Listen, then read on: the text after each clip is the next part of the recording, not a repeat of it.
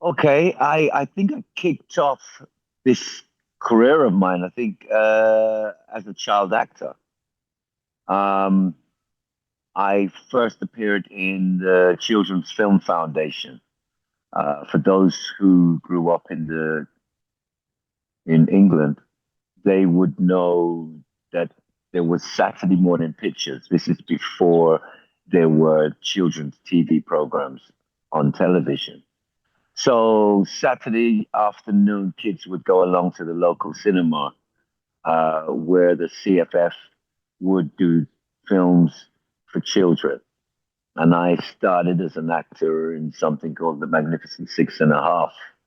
I progressed in the acting situation and things like Police, the television and the film.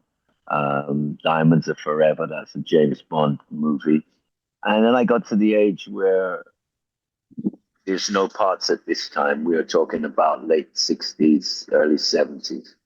There's no parts for black actors because at that time I was moving into, uh, I was becoming a young man. I was becoming an adult. So I didn't really want to be doing child parts forever. Um, and as there wasn't anything, I think my next love was music. So I started playing music. Fortunately enough for me, Bob Marley and the Wailers were in England to support Johnny Nash and the Sons of Jungle, but they couldn't get a work permit, so they were just stuck in the house waiting for a work permit, and it was a great opportunity for me. I took my amplifier and guitars over there, and I would jam. Family Man and I would jam all the time. Several times Bob would come in. There were other bands like Cimarrons. They were there at that time. So that's just I just kind of put it in brief. And then obviously, Aswad took center stage as I formed Aswad. I suppose the rest is history. So when exactly did Aswad form? Well, it would have been probably 74, but I don't really say it progressed until we got to the stage where we signed to Ireland. And I think that's where we really, really started. No, I've heard this story that we just went down there, but that's not the actually how it happened. George Oban, the original bass player, had just returned from Jamaica. He was a good friend of mine that I knew from early days. And he came to see me. I told him that I was starting a band and everything. And I had some friends on the Harrow Road, which became Gangsterville Records. George and I now both, you know, young adults, we decided we needed to look for some work. Okay. We were in the back of the record shop rehearsing and working on the songs that I had been writing. Um, so across the way from where we were was Saga Records, who had just bought Trojan Records. And we heard that they had a pressing plant there. So we went there to see if we could get a job. We wanted to do something within music.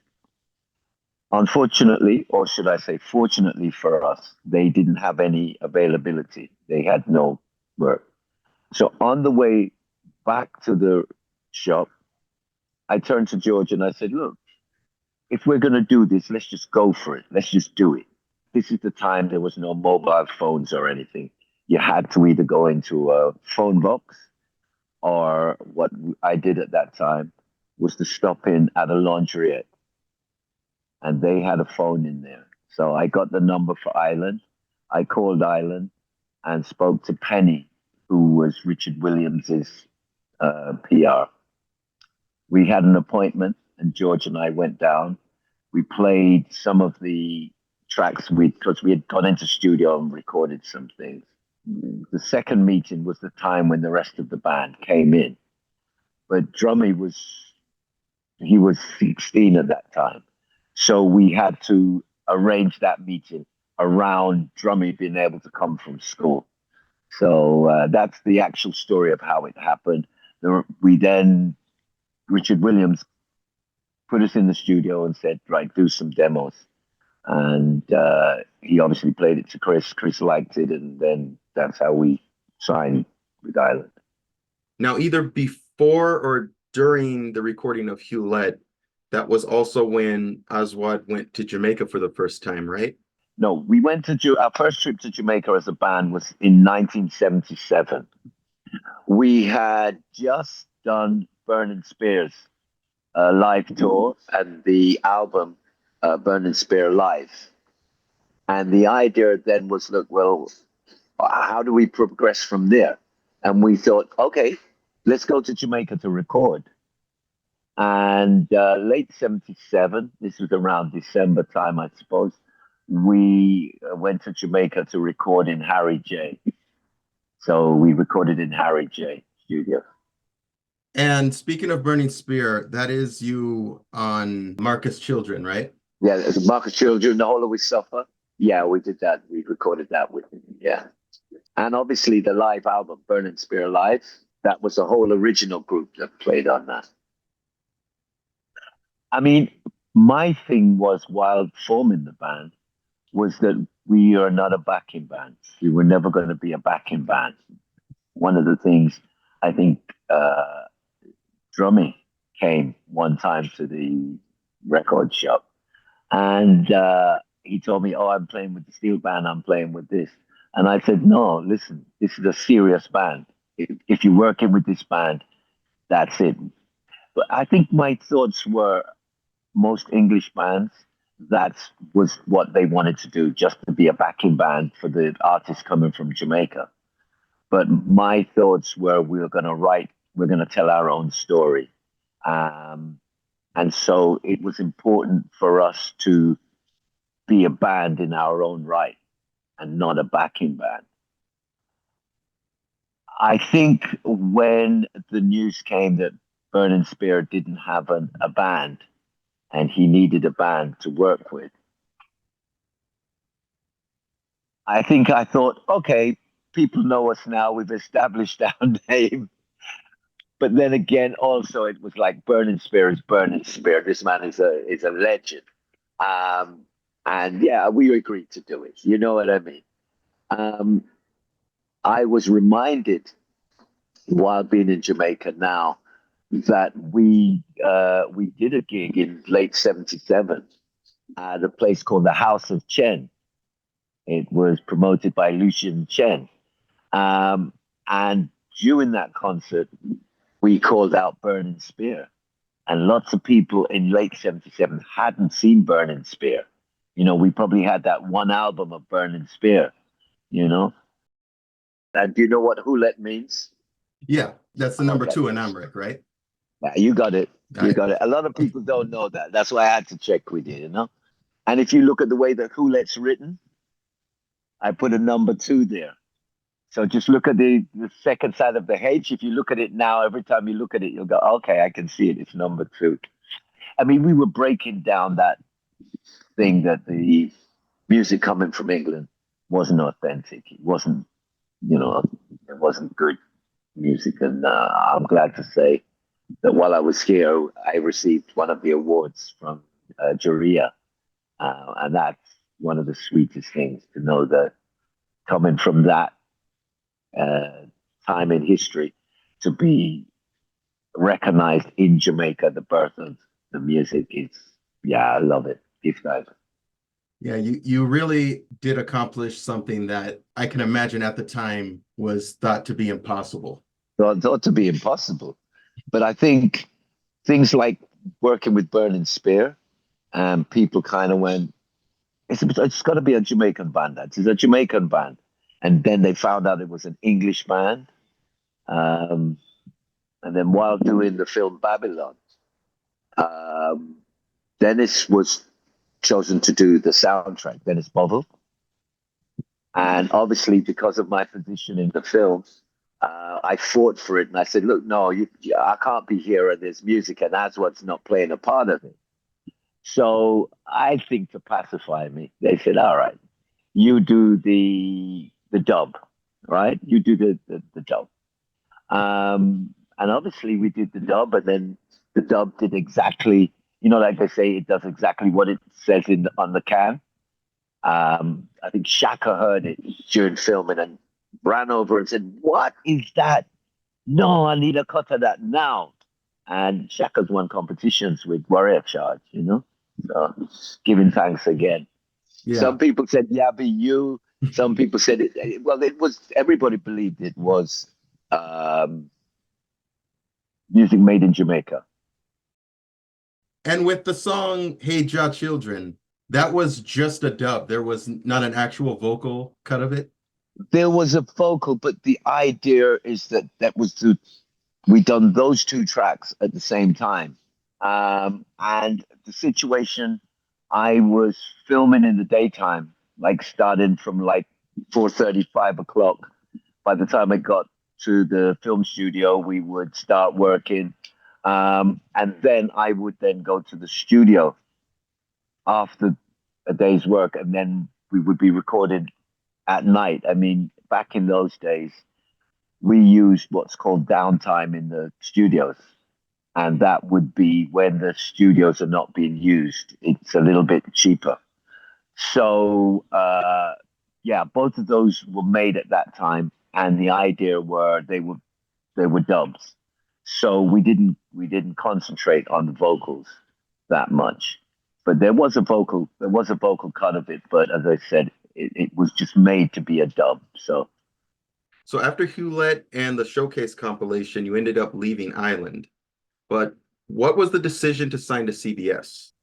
I think it was Dave Bertrand and Howard Thompson, who were both in the positions in Ireland, and they were moving to CBS. And I think it was thought that, it's a different company, maybe things would be different. And so we signed with CBS. I think we'd come to the end of the term, so we could leave. And history went that yeah, it was okay. But when we had the dub album, CBS said, "Well, look, what am I going to do with the dub album? There's no format. There's no. I mean, we were way ahead of time in doing the dub album. And when I say we, I'm talking about reggae, all right, or the music, the actual music. We were doing the 12-inch singles. We were doing uh, dub albums, but the modern pop world hadn't caught up with that yet. Now, with Love Fire, there's been different stories circulating. One of them I heard was that it was a spontaneous recording in the studio. No, no, no, no. It was a song that I'd written. I wrote that song. Um, I actually wrote the song, and this would have been for the CBS album. This is for the CBS album.